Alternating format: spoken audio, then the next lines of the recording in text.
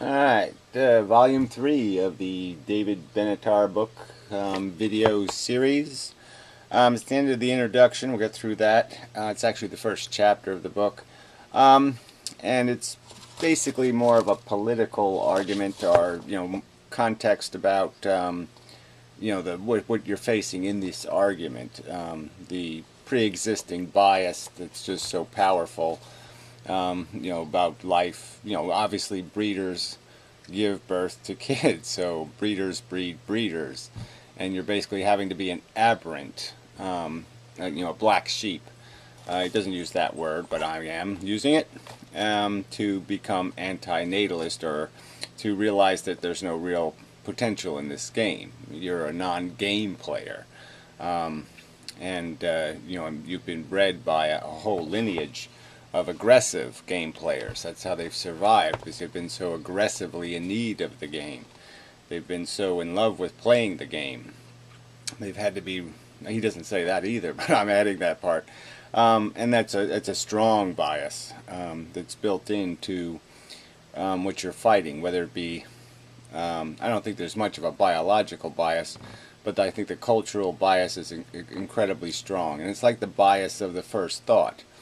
The first idea is always going to have the advantage, and to pull it out of its throne, to get the bad king out is always harder, because it's sitting down and it's dead weight and it can hold on to the armchair and all of that kind of crap, and so it's always more difficult to remove than to place. And so ideas can fall into the chair easy, and they can be very hard to extract. And the pre-existing idea of religion, for example.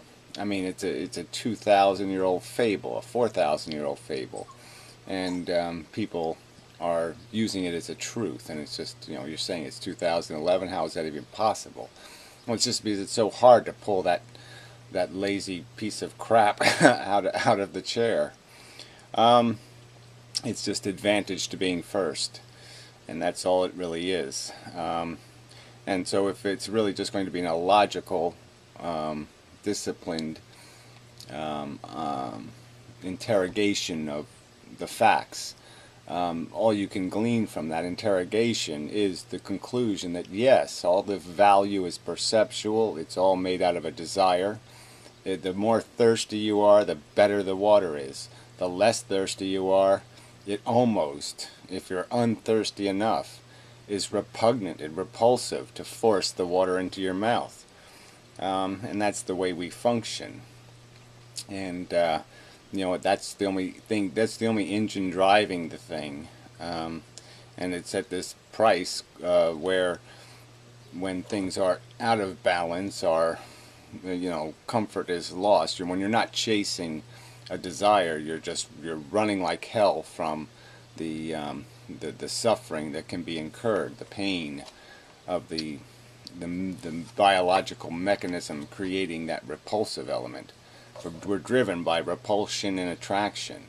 There's built-in repulsions to protect us from damage, and but unlike the attractions are basically there are needs, but they're needs that are all conditional. You only need food if your body needs more energy to process. But you always need not to, be squished or to have your leg broken. Anyway, so then it goes into sort of like the politics here of Japan and Australia, and how they're subsidizing birth just for stupid reasons, for the Social Security equation, like, oh, we need more workers to take care of the older people. So you have this unsustainable pension program, and how do you resolve it? With some kind of dopey idea like, let's just perpetuate the unsustainability by trying to create more kids. Instead of fixing it, you're just going to feed the unsustainability. I mean, you can't go anywhere with that solution. It's obviously only a temporary solution to the problem, because there is no capacity to keep exponentially growing. So it's just a huge cop-out. It's just a huge run away from reality. Again, it's another, stupid king in the chair, and you can't get the jackass out. Alright, and then it's He even raises a little point here about how even our society gives benefits to people. If there's two people and all things are equal and they need a kidney transplant, the person who's going to get it is the one who has the kids. All these little subtle favoritisms that are built into our society, and all this bias is what we have to work against. We only we have the problem of just making an argument, but it's an argument in a circumstance where you've got a huge bias against you. So anyway, very rarely do we hear criticism of pronatalism based on what procreation does to those who are brought into existence. So yeah, there's just very little scrutiny to the fact that the disabled don't exist for any other reason. It's always blamed on nature or disease or some other circumstance. But the fact is, the act of procreating has all these liabilities as a real risk, and that risk is seldom fairly applied to the people creating the opportunity for it.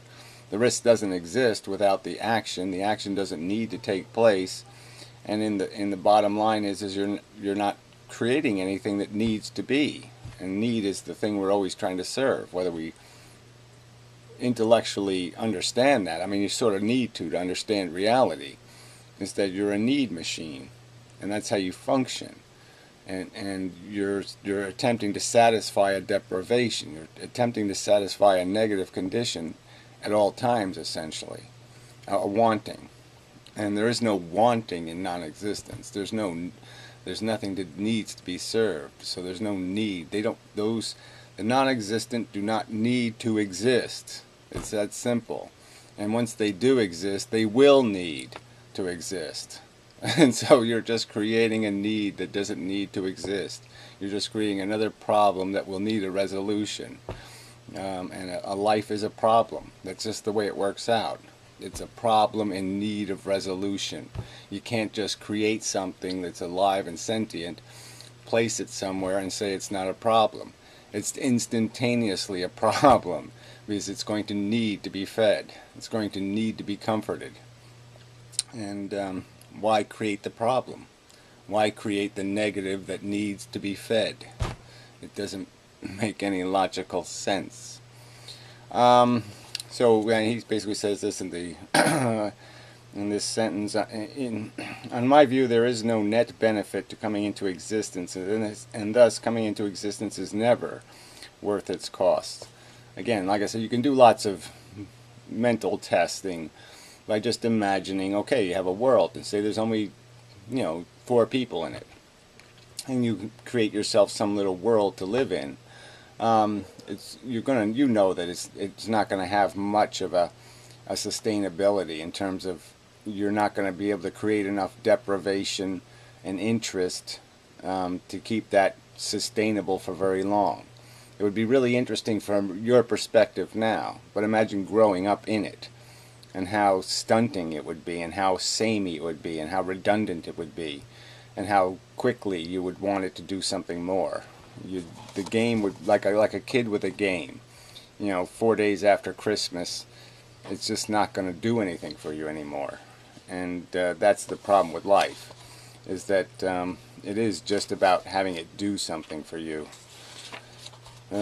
Anyway, alright, so the very end of the introduction is basically a map of an outline of the book, and just kind of pointing out what chapters are about what. So it's not terribly interesting, kind of a reader's guide and that kind of stuff. And so it's chapter 2, which is the next chapter. The introduction, I guess, is chapter 1, even though it wasn't called chapter 1. But anyway, that's the biggie. So that should be the best chapter in the book by the author's own description. So yeah, that should be good. But anyway, yeah, he's arguing. He states it's not because he doesn't like kids or he doesn't like life. It's just that he knows what it is, what it's made out of, and that every life is just a net. It can't really accomplish anything, because all it does is basically, as I've argued, he doesn't say it with that metaphor, but we're milk spillers. We come into the world needing. It's a pile of spilt milk, the need, and then we spend our life attempting to clean up enough milk to make it all worthwhile. And sometimes we can clean up milk that other people spilt, and make ourselves a little bit productive. But isn't that the irony? That to live a really truly good life, generally speaking, you're going to need some mess to clean up. You're going to need some other disaster to prevent. You're going to have to be helpful in some way to some other spilt milk situation. And that's what just makes the whole thing even that much more tragic, is that that's all this really is a game of chasing negatives. And but unfortunately, and it's quite obviously so, I think, but the problem is this pre-existing bias that says no, life is life, and you know, there's no way you can criticize this God. It's the ultimate sacred cow. Oh, that's the way to put it. Yeah, he didn't put it that way, and I didn't put it that way, but that's basically what we're talking here. This is the biggest sacred cow in the universe, is this idea that because life can get incredibly, because matter can get incredibly eccentric and complex, and create an illusion inside of a brain that it needs something, that somehow that deserves reverence in and of itself. And they're not really realizing that anything can be complicated. Complexity is not the same as validity. I could string a bunch of irrelevant letters together and say I create a word, and it's complicated, but it doesn't say anything. It doesn't mean anything.